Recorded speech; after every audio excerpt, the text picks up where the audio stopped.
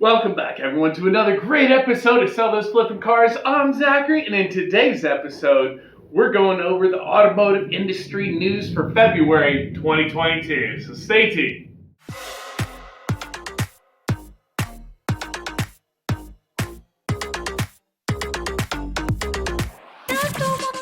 Hey guys, welcome back. As I said, we are going through the automotive industry news of February 2022. Now, I know what you're thinking. Hey, is there that much automotive news that's happening every day? Yes. Remember, it's not just the United States, it is worldwide, and everything that happens affects the industries. But I want to go over a couple things that I really want you guys to know. And the first thing is recalls. This week, in the last 7 days, there has been countless recalls. Over 7 different major automotive manufacturers have actually placed recalls on the industry to get their vehicles back. And one of those is no less than Ford. Ford just recalled over 330,000 2022 Ford Mustangs back from their owners because the rear camera is malfunctioning. And of course, nobody likes checking their mirrors anymore, so when the camera malfunctions, boom, they get into a fender bender, and here in the land of sue everybody, of course, Ford has seen a couple lawsuits from this. So, hey, remember to check your mirrors, guys, even if you have a rear-facing camera to help you back up. But if you do have a 2022 Ford Mustang, double check. Go to Ford.com, double check with their recalls, and see if your VIN number is actually affected by that camera malfunction. Now the next one, and this one's crazy, guys, is the 2022 Jeep Grand Cherokee. Okay, this thing, it has put a stop sale on Grand Cherokees. Stop selling them altogether because there is a radio frequency that goes out on the module on the Jeep, and it makes the key forget how to unlock the car. It totally wipes the key fob clean. So people, what do? They take out their physical key to unlock the truck and to get in, right? As soon as they do this, boom, the vehicle goes into security mode and it thinks it's being stolen. So it disables the vehicle altogether. So if you have a 2022 Grand Cherokee, double check that your VIN number is not affected by this stop sale. And if it is a stop sale, I mean, they're not selling them until they figure this thing out. So it is kind of interesting to see what's going on there, because they said it was radio frequency, and this has never happened before. But they always try to make the vehicles look better and be better and everything. So, hey, something messed up. Next one, all right, and this is big. I'm sure a lot of people, if you have not heard about this one, it has affected the big electric giant Tesla. Over 578,000 Teslas have been recalled from 2020 to 2022. Those models, because the Department of Transportation has said, no, Elon, you cannot have what they call the boombox function. And the boombox function or feature replaces the horn noise.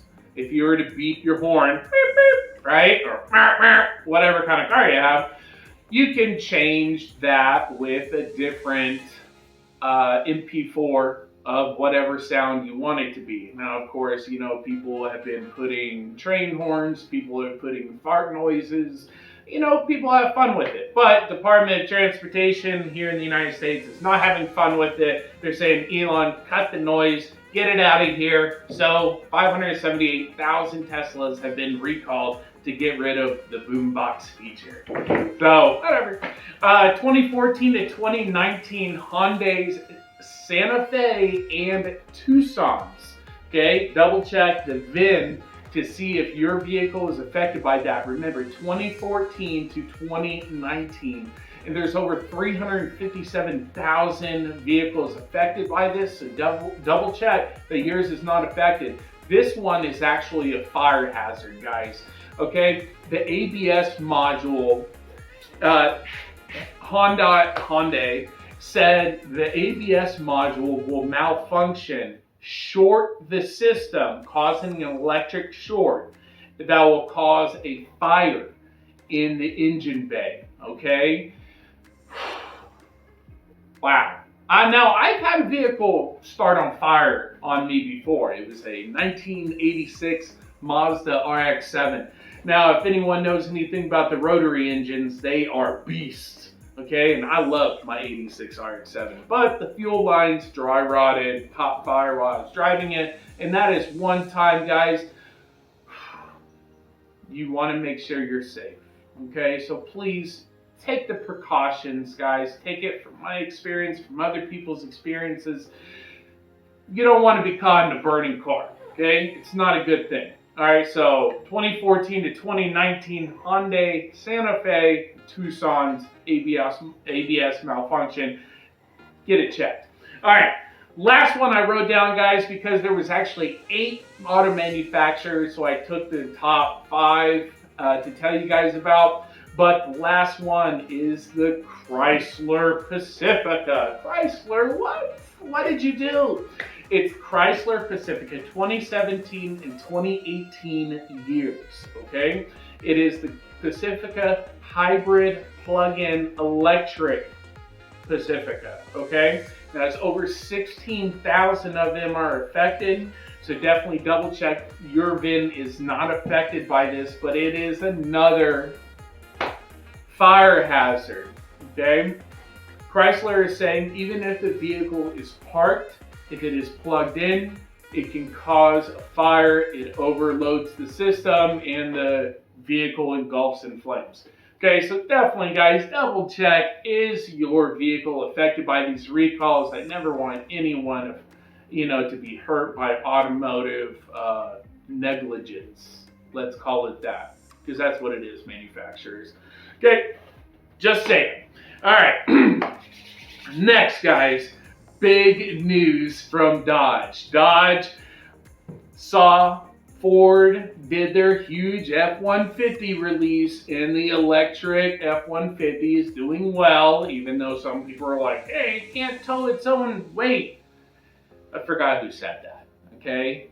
The tow capacity of the electric F-150 is 10,000 pounds, guys. The vehicle's weight is 7,450. Yes, it is a very heavy vehicle. It is a truck with a battery pack on it now, okay? Intense. And for everyone that doesn't know how big these battery packs are, they are not the size of your car battery, okay? An engine hoist, okay? There is a designated hoist for a battery pack. These things are big. They are heavy. They are massive, okay? You're not just gonna pick it up and be like, oh yeah, baby. If you do, you probably have a hemorrhoid, okay? So get yourself checked. All right, Dodge saw Ford F-150 did a great job. So in 2024, Dodge said, you know what? We're gonna release the electric Ram 1500 series. Now, of course, that's in 2024. They don't know what we're looking at on mileage or anything like that, which brings me into my next question, guys. Are electric vehicles realistic for the everyday commuter? And what about a road trip? Is it okay if you want a road trip with your family? Can you have an electric vehicle?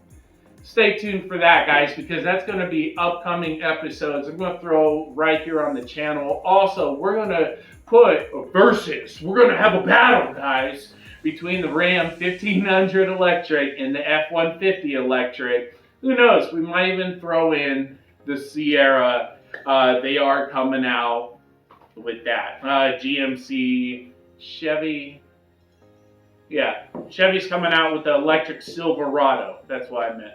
Sierra. I don't know why I was stuck on the GMC, but whatever. Silverado is coming out with an electric one as well. So we're going to put some versus battles right here on the channel and see what these electric trucks are actually, summing up to one another. Are they competitive? Are they even realistic for the blue collar community in this country? Can you even afford it? And if you can't afford it, is it even going to help you with work?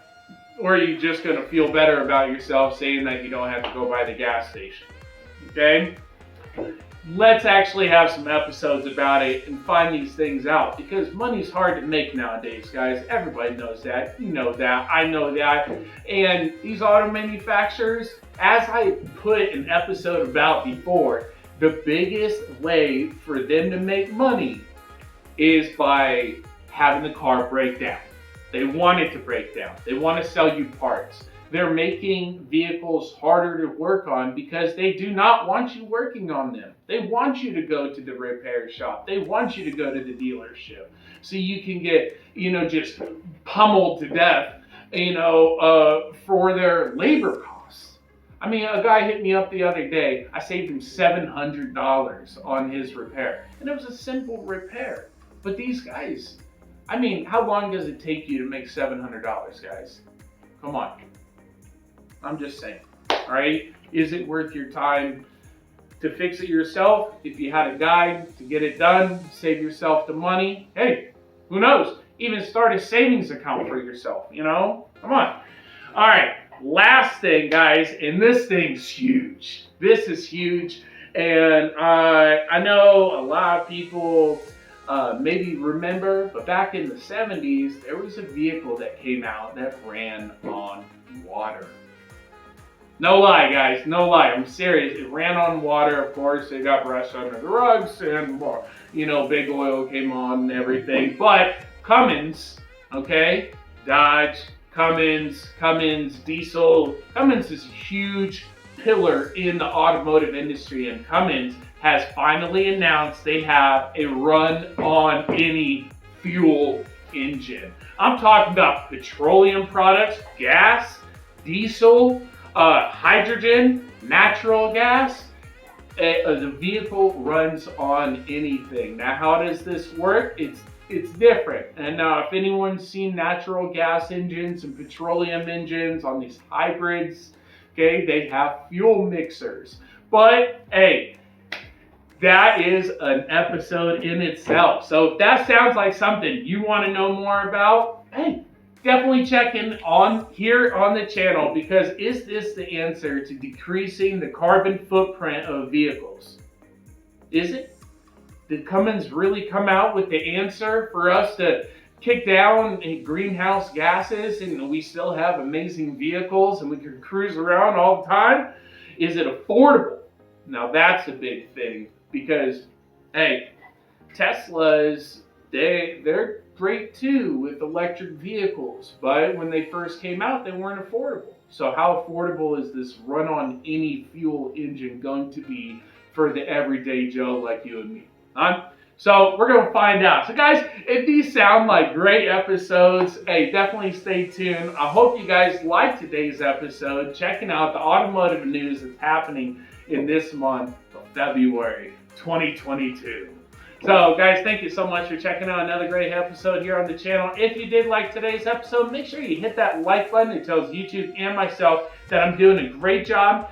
And I continue to make more episodes for you guys so you can learn about the automotive industry and about how to fix your own vehicle to save yourselves heaps and loads of money. So guys, thank you so much. I'm Zachary, and until next time, hey, keep on wrenching, guys. Take care.